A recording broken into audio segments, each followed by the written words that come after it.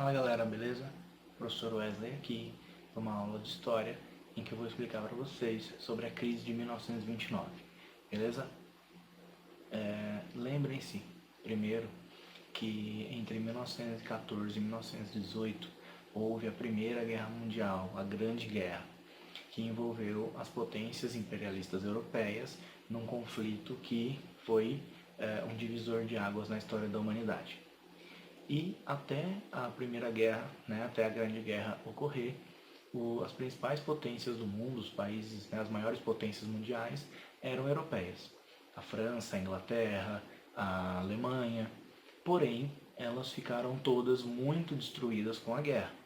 E em 1918, depois que acabou a guerra, os Estados Unidos, que entrou só no finalzinho do conflito, não teve nenhum tiro disparado no seu território, assumiu o posto de maior potência mundial.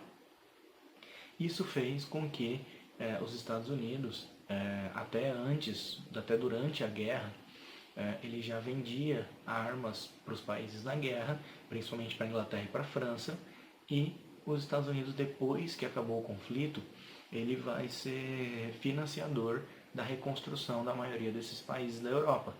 Então, os Estados Unidos, quando acabou o conflito, ele passou a emprestar dinheiro para os países europeus se reconstruírem, passou a vender produtos para eles se reconstruírem e então se tornou a maior potência mundial e passou a lucrar muito, muito com esses negócios com a Europa, com os países europeus. E aí essa exportação para a Europa vai fazer com que dentro dos Estados Unidos sobre dinheiro, com que o dinheiro seja muito, mas muito, muito, muito fácil de conseguir.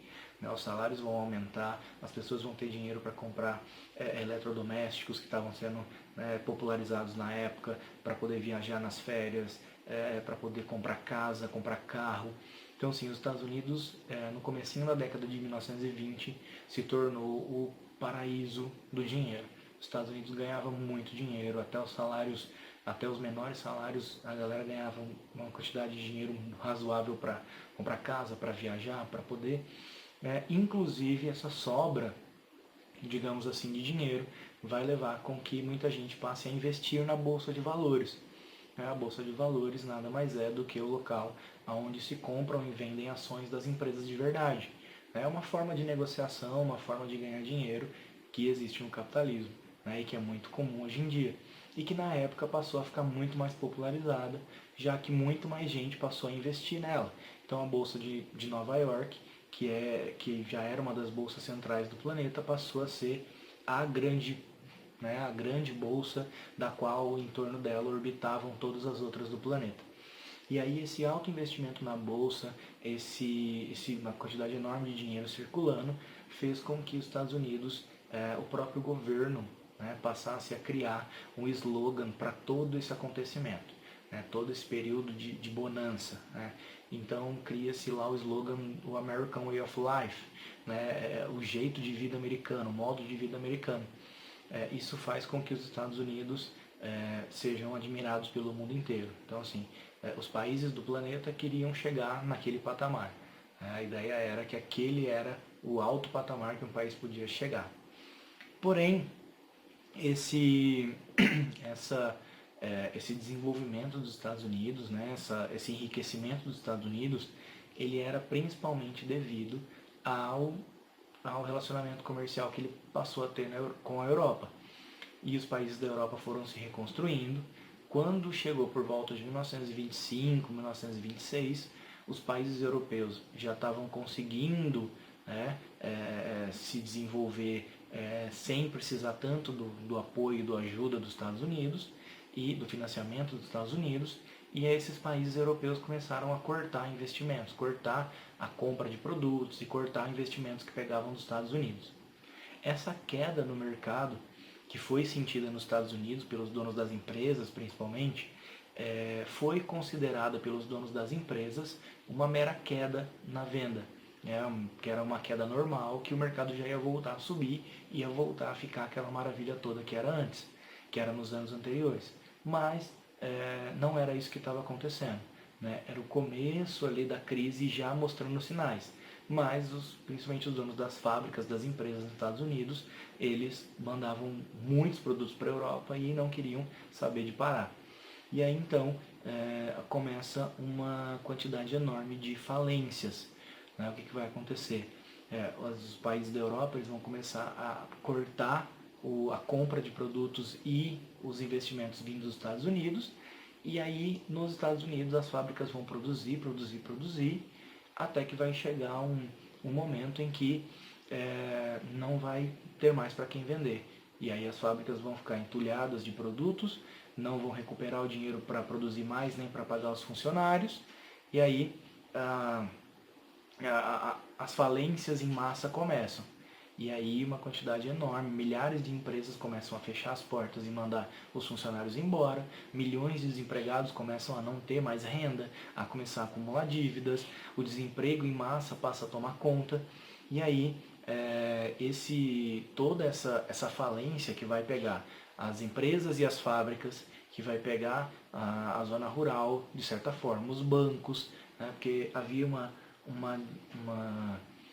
digamos que uma facilitação muito grande no crédito, vai estourar em 1929, nos dias 23 e 24 de outubro de 1929, vai estourar com a quebra da Bolsa de Nova York.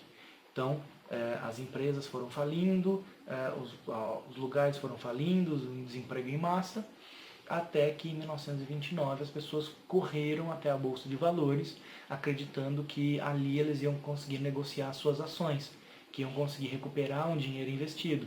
Só que as ações foram investidas e praticamente ninguém comprou. Então, assim, entre os dias 23, 24 e 25 de outubro de 1929, milhares de ações foram colocadas à venda na Bolsa de Valores de Nova York, mas nenhuma foi comprada, porque ninguém tinha mais dinheiro, já estava todo mundo sendo atingido gravemente pela crise. E aí, a quebra da Bolsa de Valores, ela inicia o período chamado de Grande Depressão, porque é a partir daí que começam os piores efeitos da crise, principalmente nos Estados Unidos. Né? Os anos de 1929, 1930, 31, 32 vão ser aí os piores anos. Muita gente vai perder tudo que tinha, vai ter que morar na rua, muitas acabaram se matando, né, quando perderam tudo.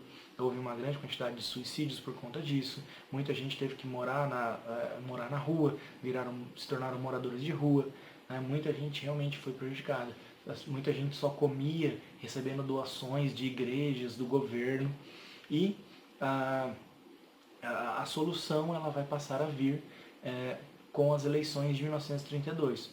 Em 32, o presidente Franklin Delano Roosevelt vai ser eleito com a campanha de mudar um pouco do sistema econômico dos Estados Unidos. Né? Até então, os Estados Unidos era totalmente apegado ao chamado liberalismo, que é a ideia em que o Estado não interfere na economia de maneira alguma, de jeito nenhum. E aí, como os Estados Unidos tinha esse sistema, o governo não pôde fazer nada. Mas, como ganhou a eleição com o plano de mudar um pouco essa estrutura, o Roosevelt, quando ele ganhou a eleição em 32 e passou a ser o presidente dos Estados Unidos, ele implantou um plano de ação de governo chamado New Deal, traduzido mais ou menos como Novo Acordo, para indicar que ele passaria a implantar um sistema baseado no keynesianismo, na ideia de um economista chamado John Maynard Keynes. Segundo o keynesianismo, o governo ele tem a obrigação de interferir na economia se ele considerar que é necessário. E, entanto, naquela época era extremamente necessário, principalmente para a população mais pobre, para os trabalhadores que ficaram milhões desempregados, foram cerca de 17, 18 milhões de desempregados, então realmente precisava da interferência do governo. E aí entra nessa época o New Deal em ação. E esse plano do presidente, ele vai agir em vários setores diferentes. Primeiro, ele vai controlar a emissão de valores monetários, então ele vai controlar a emissão de moeda, e isso faz com que a moeda não desvalorize tanto. Então o dólar vai voltar a não desvalorizar tanto, vai começar a ficar mais valorizado. O investimento em setores básicos da indústria.